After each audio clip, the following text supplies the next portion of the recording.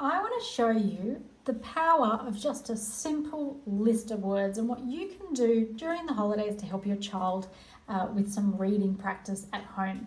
So really important whenever you ask a child to read any words that you're sure that they know the code in that word. So they know what sounds these letters represent.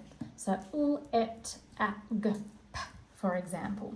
This is an example of a fluency strip from the SPELD New South Wales members area. So there's lots and lots of lists, and the code that's contained in each of the lists is written up the top. But you can use any list you like, as long as you know that your child knows that phonics code in those words.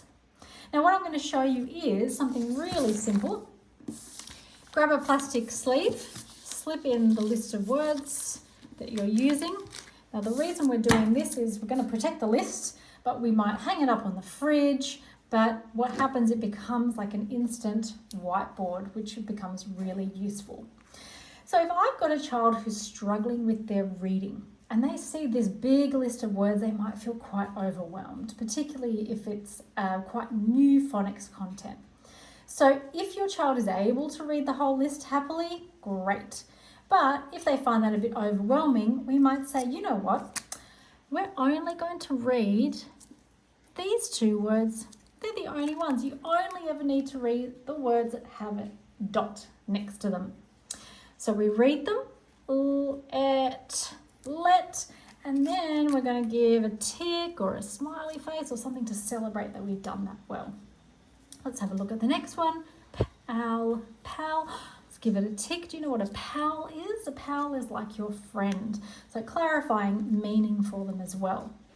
So if your child did that quite successfully, even if it was slow, but as long as they read the words accurately, what I encourage you to do is just change one of the words at a time, particularly if they're quite a struggling reader. So we're going to repeat one of the words that we read, and we're going to try a new word next time. So let's say they went away, they played a game. Half an hour later, we come back, hey, let's read two more words. We're going to read the same word that we started with last time. L, et, let. Well done. Awesome. And now we've got a new word. G, et, get. Give it a tick. Amazing. Now, if you think that your child is ready to move beyond two words, let's go next time. We're going to try three.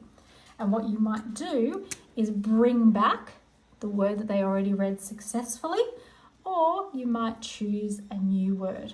Try and always have between each turn a repetition of one or two of those words, because the more we read a word over and over again, it becomes stuck in our long-term memory, and eventually you'll find that your child looks at this word and goes, oh, that's let, and they read it without even having to sound it out. And the only way to achieve that is through lots and lots of decoding and blending practice.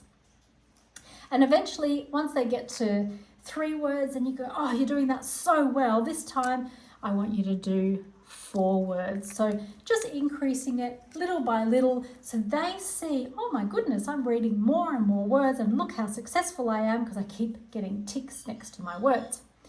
Now, if a child reads a word, so let's say they read this one, tag, but they misread it and they say tad, for example. We're not going to not reward them. What we're going to do is correct them. We're going to say, oh, good try. Watch me. Tag. Tag. Put it together. Tag. Now you try. And get the child to have another go. Tag. Tag. Tag. And then we can give them a tick. So we don't ever want to make them feel like they've made a mistake. It's all part of the process. So we correct them, we help them out. We can say, hey, let's read this one together, and then give them a tick. The tick is for the attempt, because every attempt is really important. All right, so the other thing that we can do with this list is we could do some spelling practice. So grab a whiteboard. Really easy to purchase a whiteboard anywhere, but if you don't have one, you can also just slip a piece of paper into one of these plastic sleeves. Works just as well. And what we want to do is we now want to read the word and write the word, nice and simple. So again, you might use the little dot approach and say, okay, we're going to write these two words. Don't tell them what the words are. Ask them to look and read. Lag, lag. What does lag mean? Oh, when something like is slow and falls behind. Okay, let's write the word. Ag. And we want the child to say the sounds as they're writing. Well done. Tick it off. Lag. Next one. Pet. Pet. Let's write it. Pet. Check it. Pet. Amazing. Give it a tick. So here, the child is practicing reading and spelling, and that is really going to be a double whammy. That's going to be good bang for your buck. So if you could do that just with 2 words and they can go off and play a game, that's a really good few minutes of your time. And then try and do that a few times throughout the day, and you'll find that your child is finding it easier and easier. So try and make it fun, try and gamify it, lots and lots of celebration of every little bit of success, and hopefully you'll start to see some good motivation around reading and spelling these holidays.